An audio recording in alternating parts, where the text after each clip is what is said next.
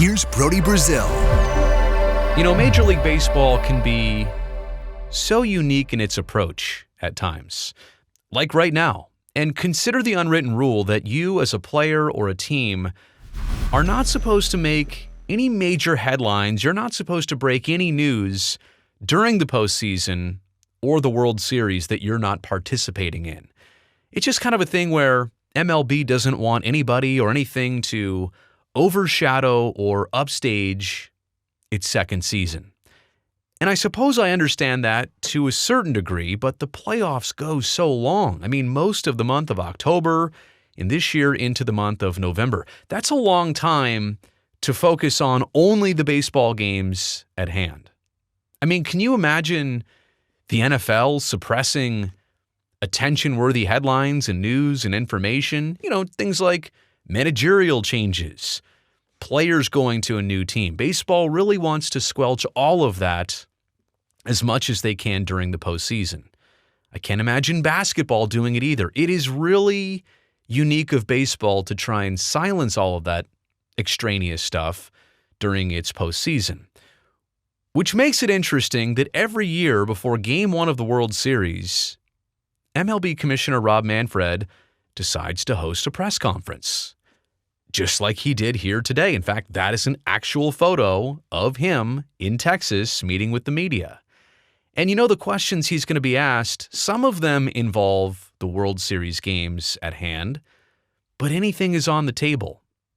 And he does this not in front of cameras or on the radio. He did some other media appearances, but he handles these questions all with reporters only transcribing what he's saying. So unfortunately, when he does inevitably get asked about the Oakland A's and their situation, it kind of takes away from the World Series. It is one of those distractions. Today, he made headlines about something else than Game 1 of the World Series, which, by the way, turned out to be pretty darn entertaining in itself. So that's weird. The other thing is that this might be the final time that Rob Manfred comments on anything about the A's or Las Vegas or Oakland and this situation until the owners get together November 14th through the 16th, actually in Texas, for the owners' meetings, and that's when Manfred says he is still expecting a vote for relocation, obviously. So again, interesting that it all times out like this, and baseball doesn't want to distract you, but yet the commissioner kind of does just that. And we don't have any video or audio to go on here. I wish we did. I would definitely share that with you. Only a handful of tweets or X's, whatever we're calling these posts. Bob Nightengale says MLB owners are expected to officially vote on the A's move from Oakland to Las Vegas at their owners' meetings November 14th through the 16th. That's one part of it. Here's the other part of it. Rob Manfred declined to say where the A's would play for several years until their new ballpark is ready in Las Vegas. Okay, the first part is that he's always said he expects that. The A's were the ones that initially said that's when they're aiming to have a vote ready by. Why can't he just come out and say, on November 16th, we are holding this vote. We're ready. They'll be ready. This is when we're doing it. I find it weird that here we are about 2 weeks and change away, and they still can't commit to locking anything down. Or in the case of their temporary home for 3 full seasons, he declined to say where the A's would play for several years because at this point, I don't think there's knowledge of that. I don't think there's an agreement in place. I don't even know how many good options there are at this point. The Coliseum, Oracle Park, a minor league facility. Again, options are limited, and we have heard nothing on any particular front. Now, Commissioner Manfred wasn't the only one talking today. The head of the Players Association, MLBPA, Tony Clark, was also in Texas. He also met with reporters. He said this, quote, "I do find it interesting that, amid the conversation and dialogue around finances, rather than staying in the 6th largest market, they, the A's, are moving to a market that may have them in a perpetual cycle of receiving revenue sharing. That is interesting, right? And they would be in the smallest media market of Major League Baseball if they land in Las Vegas. Tony also went on to talk about the MLBPA's involvement in approving that temporary site, that temporary home for multiple seasons. They definitely have a hand in that decision. And quite honestly, the more that the PA gets involved, the more it makes me think that those minor league parks in Reno, in Summerlin, in Salt Lake City, in Sacramento, the ones that everybody's talked about as options, it makes me think those are even more off the table the more the PA gets their hands on this.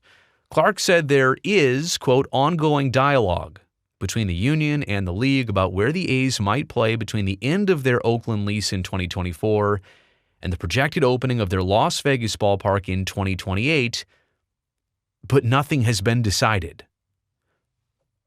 Or maybe nothing has been arranged, or contractually agreed upon, or even is a good option.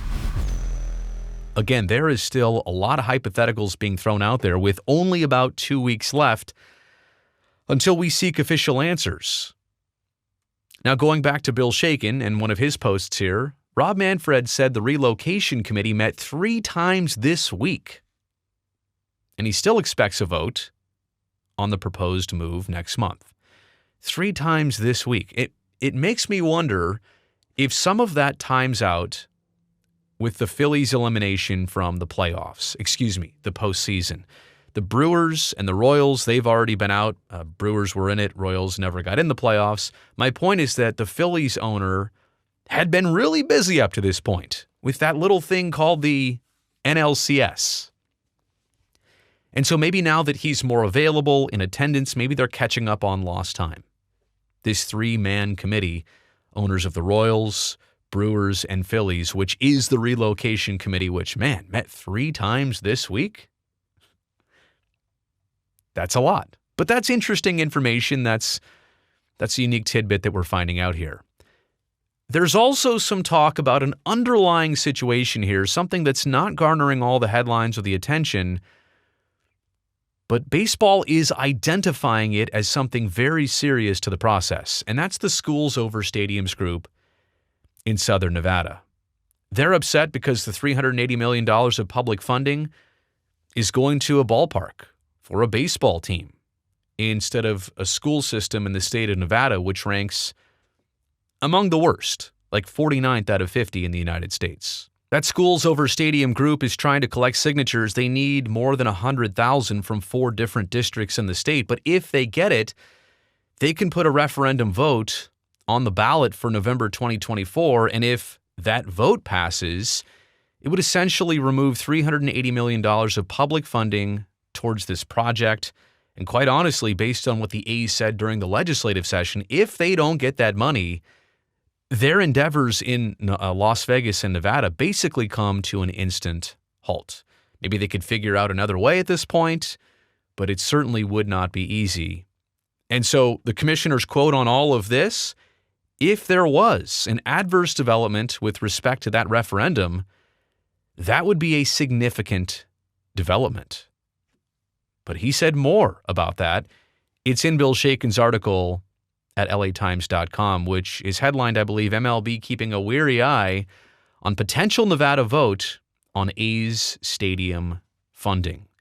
Here's a bit of that piece from Bill Shaken. Quote, if there was an adverse development with respect to that referendum, that would be a significant development. You heard Manfred say that Friday before Game 1 of the World Series. That's all I can say about that.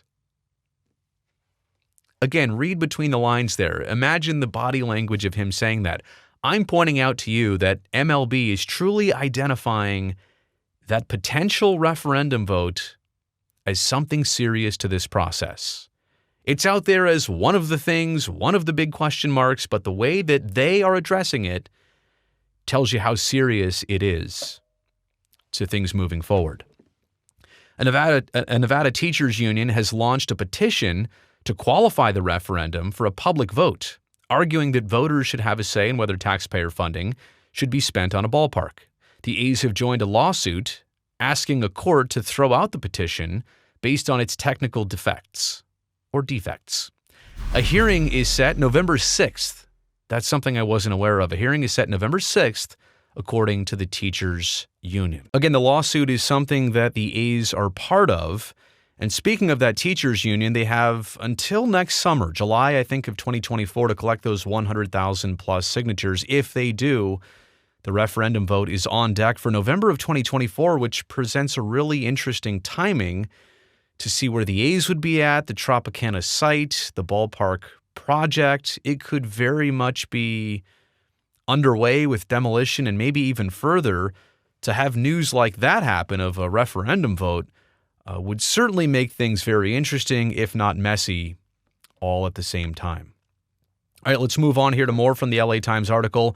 It is also unclear where the A's would play between 2024, the last year of their lease at the Oakland Coliseum, and 2028. Tony Clark, the executive director of the Major League Baseball Players Association, said Friday the union has had, quote, ongoing dialogue with the league about where the A's would play in the interim, but said nothing has been decided. And again, the PA very much has a say on where its players operate. A major league facility like the Coliseum, like potentially Oracle Park. But it seems, again, like the more they get involved, the PA does with this process, the less likely it is that the A's would be temporarily in Sacramento, Summerlin, Reno, or Salt Lake City. The union has no say in whether the A's move, but Clark said the league needs to finalize a decision and its impacts on players, quote, sooner rather than later. In speaking with reporters Friday, Clark has also expressed the same curiosity about the potential move that many Oakland fans have expressed. And I'm not here to speak for Tony Clark, but he has very much defended Oakland in this process and questioned a lot of the same things I have in this process. There just shouldn't be this many questions ever, but especially with about 2 weeks plus left to go before a potential vote. I mean, we're setting ourselves up right now for right after the World Series ends to have a bunch of details needed and required by the A's about this project before owners can figure out how to take a vote on it. And I realize some things are behind closed doors, private versus out there in the public right now, but there are some things which should obviously be public about this project that are not publicly known.